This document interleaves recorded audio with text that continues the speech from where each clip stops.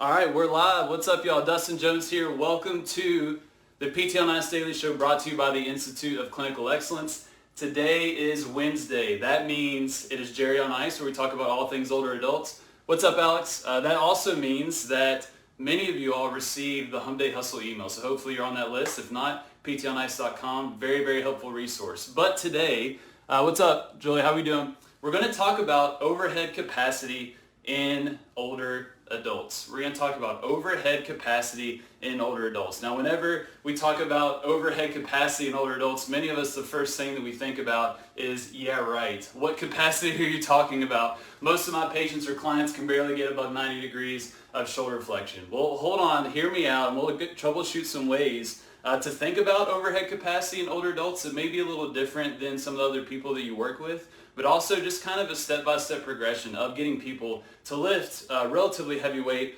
overhead. So the first thing that I want to just bring light to is oftentimes in the world of physical therapy, especially in some of these more acute settings where we work a lot with older adults, like acute care, for example, skilled nursing facilities, sometimes even home health, and not too much in outpatient, but there's almost this territorial war between extremities that we typically see. Physical therapists are mainly lower extremity dominant. They're focusing on transfers, things involving the legs. And then OTs, occupational therapists, they have everything from here on up. They deal with the arms. And Christine has mentioned this in the Canadian context, that is a theme as well. Many of us US physios are very familiar with that. So I just want to really encourage you all to break out of that mold. I know we do have some constraints in terms of goal writing, that we don't want too many goals overlapping between our PTs and OT colleagues, but many of you all are physical therapists. You know how to treat the whole person, the whole human, and that includes their arms and their upper extremities. You outpatient folk, you know that, you're already dealing with that, but for many of the Jerry PT clinicians that may be in different settings, they don't do a lot of work with upper extremities. I want to encourage you all to think a little bit differently about that. And the big reason that I think that is huge is because without a doubt, the upper extremities have a huge role to play in someone's functional independence. Now, I shouldn't have to say that, but on this podcast and even on Jairus Health, we often talk about the importance of lower extremities. We talk a lot about lower extremity strength training, power training, getting people as strong as possible, because that is going to correlate to functional independence. And that is true. And I would say lower extremities typically have a bigger factor or role in functional independence more than upper extremities in many cases. However, upper extremities are absolutely huge. They're absolutely vital. On the last podcast I did, I talked about grip strength. That's one thing that we want to think about. We also want to think about their capacity to use their upper extremities to help with activities of daily living, different chores around the house, the ability to leverage upper extremities to do something like a sit to stand or a stand pivot sit transfer, or even a floor transfer. You need some solid upper extremity capacity to be able to do a lot of these things that many of us are accustomed to. What's up, y'all? Good morning. It's good to see everyone on here. I'm glad y'all are liking the new 9 a.m. Time slot, it seems. So we don't want to ignore the upper extremities. We want to get people strong in their lower extremities, but also address their function in upper extremities as well. Now, the big thing that I've also noticed in the world of rehab is that we often just focus on particular deficits, that we may do some type of orthopedic examination. We see they're limited in range of motion on the right compared to the left, for example, and we're trying to make that a little more symmetrical. We're trying to improve their flexion, for example, their external rotation, whatever particular glaring deficit that we see, we often focus on that. And that's not bad. I think that's great. We want people to have those different ranges and those different capacities. But what's often left on the table is how they're actually going to use that newfound strength or mobility in a functional manner. We do a pretty good job, I think, now in terms of really thinking about function and how that applies to people's lives with their lower extremity rehab, but upper extremity not so much. Do we actually practice people putting heavy weight from their shoulders up overhead like they would if they have high cabinets, or if they have a high closet, for example, or being able to pick up heavy groceries from their trunk to take it into their house? Are we practicing things that are going to translate, or are we just having them do TheraBand, external rotation, maybe a little internal, maybe do some stretching and mobility work? We want to really apply those skills to things that are going to be valuable and important to them, because that capacity is very important in terms of quality of life and independence with older adults. So don't just stop at those deficits. Actually work on improving their quality of life and their function with their upper extremities after we address those deficits. So, want to bring light to that. Let's talk about how we can do some of these things. The first principle that we talk about in modern management of the older adult, that's 3 courses, Essential Foundations, Advanced Concepts, are both online in our live 2-day seminar. We talk a lot about optimal over perfect. Optimal over perfect. This is in relation to many of the activities and exercises that we are going to leverage to improve the quality of lives of our patients, like squats, for example, like deadlifts, like loaded carries, and overhead pressing, for example. Optimal over perfect. And I think this definitely applies to overhead activities, because how often are you working with people that have completely normal or unrestricted passive range of motion, active range of motion, and normal strength? How often? Raise your hand if you're on Instagram or Facebook. I'm not seeing any hands. I think a lot of us, we know that many of the folks who we're working with are very, very limited. Many older adults are very limited in their overhead mobility and their overhead strength. Now, if you wait until you gain that passive range of motion, or you get within normal limits of strength and external rotation, for example, whatever it may be, if you wait for that to be considered normal, you will never load them. You will never be able to get to a point where you're actually working on their overhead capacity. That's why we're not going to wait for perfect. We're going to just work with what we've got. We're going to focus on optimal, in terms of optimal form, in quotes, to be able to load them early and load them often, to be able to see some type of change in their lives, but also their function as well. So optimal over perfect. We're not going to wait till they have full symmetrical overhead range of motion before we start to load. Optimal over perfect. Another thing, especially in the world of geriatric PT, is that compensation is not a bad word. Especially in the outpatient orthopedics world, we talk about someone's compensating with their upper trap to get their arm overhead. And yes, that can be an issue in some people. But if you are mainly in the world of geriatrics, you do want to optimize different things, different movements or capacities. We're trying to improve the quality of said activity. However, if we're not seeing much change or potential to change in terms of optimizing, then we're going to compensate. And we're completely fine with that. That's why for some people, we may leverage a single point cane, for example, or we may leverage a walker, or we may change the environment and get guardrails or lift up a chair, for example, to compensate for people's deficits so they can still have a high quality of life and a high level of function, and no different with overhead capacity. We are okay if people need to compensate by, instead of being able to maintain an upright trunk and have that vertical press, that they lean back a little bit because they don't have that range of motion, because that is going to be the difference between them actually being able to perform that activity that is huge for them. So we are okay with compensation. It is not a bad word in the world of geriatric PT, and I want to encourage you all to think about that. How can compensating for someone's deficits have a dramatic improvement in their quality of life and their independence? I think that's something that we all really need to consider when we're working with folks. So building overhead capacity, something that has been very helpful in my interactions with older adults and trying to get them to improve their overhead capacity, is thinking about building them up on a continuum from horizontal to vertical. This is definitely dependent on what you're seeing, obviously, with your examination. I think if you are working with someone and their passive range of motion is very restricted as well as their active range of motion, that can be a very challenging situation. You may not get a ton of improvements in terms of their passive range of motion. However, if there is a significant difference between their passive range of motion and their active range of motion, in the sense that they are not able to move into that available range, then we've got something to work with. That we can often see some pretty significant change with folks in terms of their overhead capacity. And so if that is the case, loading horizontally, working horizontally, and then building up to vertically can really set you up for success down the road. So here's some things that I typically think about with folks. If they have limited tolerance to lifting overhead, if there's a lot of fear involved as well, and even pain, then we may want to start loading horizontally just by weight bearing. So this may be quadruped position. They may be on the ground on hands and knees if they have pretty good mobility. then we can work around on that. We can actually do some crawling. We can just do some rocking, even do some good old bird dogs if you want to, because that is getting some weight through that shoulder joint in a very safe manner for many people. If that is not the case, then maybe we weight bear with our upper extremities on an elevated surface, like a desk, like a kitchen countertop. Guardrails, if you have them in your clinic, can work as well. That's something that we can leverage. Quadruped weight bearing can be very, very helpful. Along those lines of quadruped and weight bearing, we can also do variations of push-ups, whether they are horizontal, whether they're elevated up on a surface like this or something like a wall. Some type of push-up variation can be very helpful for people, and we can gradually progress that to where they're able to handle more and more load through their upper extremities.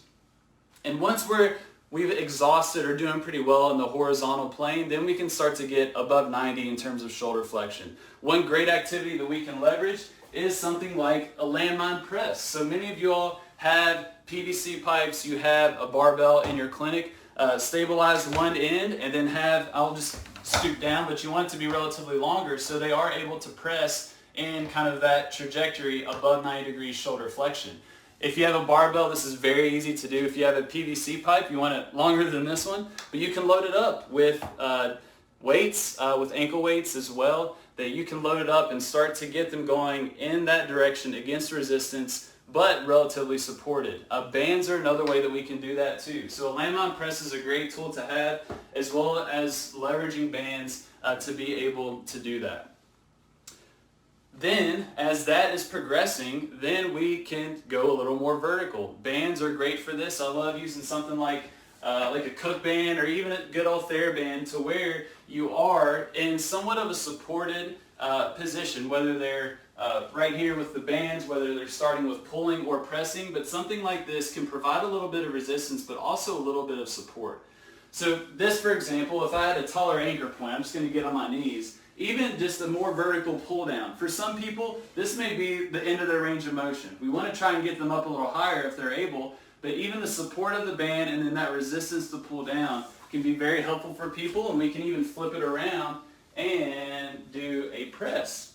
Now obviously I would change the anchor point of this, but even hands facing out, the resistance as you're coming up, providing a little bit of support for the hands to be able to go up a little higher. Continually working that, progressing it, and then getting to a point where we're able to go in a more vertical position. What's up, Sam? How we doing? So if we're ready to go vertical in terms of pressing, something like a unilateral weight is great. That's what many of us leverage in terms of a kettlebell or a dumbbell. But I don't want you to stray away from a barbell or a PVC pipe. It can be very, very helpful for folks. And what I've found is going overhead can be rather intimidating with people. Hopefully we have reduced some of the fear as we've gone through quadruped, worked on pushing and pulling in a horizontal manner. We've worked on pushing and pulling above 90 degrees in terms of their shoulder flexion, that they're becoming a little more confident to where when we do go overhead, there still may be a little bit of pain or a little bit of fear.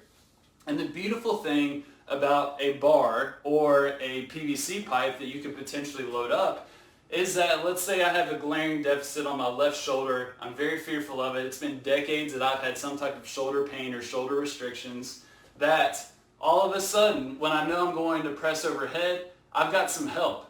I've got some help from this other side to be able to press that overhead. And though for many of us, and I guess I could just speak for myself, when leveraging something like a barbell or some type of PVC pipe can be rather intimidating. However, for many folks, they actually enjoy it better than unilateral load. And I think we can definitely leverage that. Obviously, the limiting factor is going to be that weaker side or the restricted side. We want to acknowledge that. But something like a barbell or a PVC pipe can actually be assistive, and it can actually be a better experience for folks and less intimidating. Now, with pressing overhead, we're not going to get that nice, I don't even know if I have great form, I'll let you be the judge, but that nice vertical placement of that weight, that may not be realistic for many of our folks. When they go to press, if we maintain that nice neutral spine, when they press as high as they can, it may look something like this. because they only have that available range of motion. One thing that you can do is just load it up a little more. What happens when you load it up? As load increases, it becomes extremely more challenging to be able to hold the weight out to where they may access that active range of motion overhead. But this is where we like to think about compensation, and we're okay with compensation. To where if they cannot go directly overhead, then we may lean back a little bit. We may let them bend their knees. We may allow them to go into that ankle dorsiflexion to be able to press overhead. Now, for many of you all that lift weights regularly, that lift high intensity in terms of loads and bar and push pressing and pressing overhead, you don't want to do that, right? You never want to do that. You want to maintain that solid stack position to be able to press that weight overhead. But many folks don't have that capacity, so we want to be able to compensate so they can actually get something up overhead in real life. And that is our primary goal with our older adult patient and clients, is function is independence. So we may teach them, we may actually practice something like a nice sloppy press where they have to lean back to get that weight overhead. And that's perfectly fine. Obviously, we're not going to be able to load them up tremendously, but if we can get up to some of these common weights of household items like laundry baskets, cast iron, Dutch ovens, for example, jugs of water, that's perfectly fine. And we can train their capacity up to where when they do that in the home, it's not going to be a max lift. It's going to be at a relatively low percentage of their 1 rep max, and they're going to be able to tolerate that fine. That is something that we definitely want to think about with folks. What's up, Dean?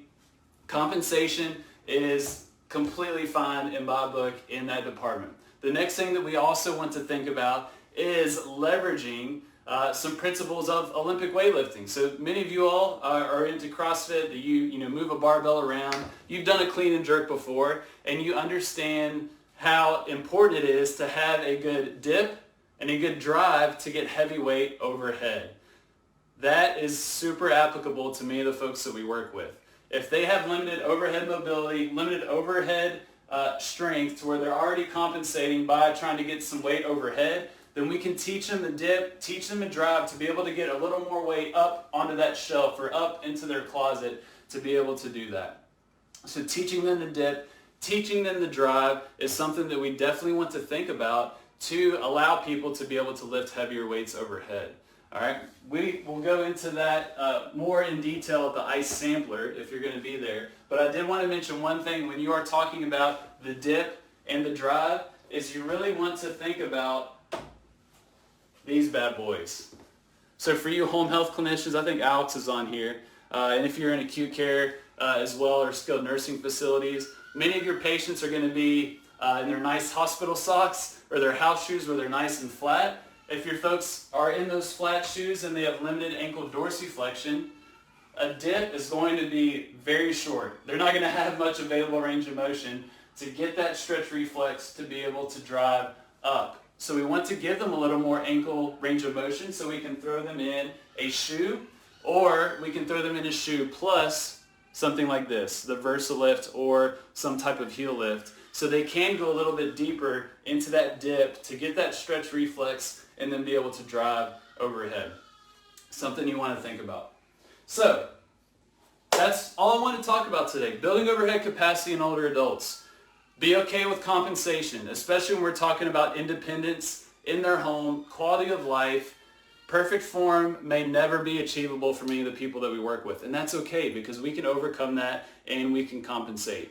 Don't just address those specific tiny little deficits that we tend to focus on throughout the whole rehab program, especially with shoulders. We want to make sure that translates to their independence, their function, the activities that they're actually doing on a daily basis. We don't want to stop at just improving their external rotation or their shoulder flexion. We want them to actually be able to use that in an applicable manner to their real life. And then last but not least, leverage that continuum of going horizontal, loading horizontal in a pushing and a pulling manner all the way up to vertical. And that can often be a great progression for people to be able to tolerate loads overhead. So if you're watching this later, drop some questions, whether you're on Instagram, shoot us a message, ask a question, or if you're on Facebook, drop a comment on the video. If you're listening to the podcast, tune in 9 a.m. every single weekday. We're going to be talking about all things physical therapy and clinical excellence. Once again, I mentioned that Hump Day Hustle email. that many of you all have received. If you're not on that list, I encourage you to do so. It's 5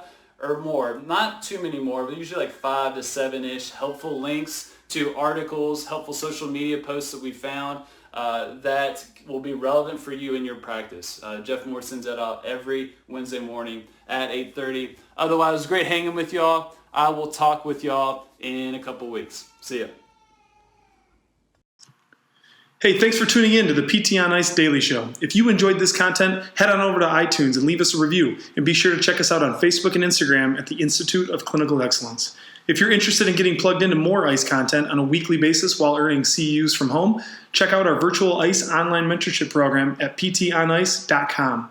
While you're there, sign up for our Hump Day Hustling newsletter for a free email every Wednesday morning with our top 5 research articles and social media posts that we think are worth reading.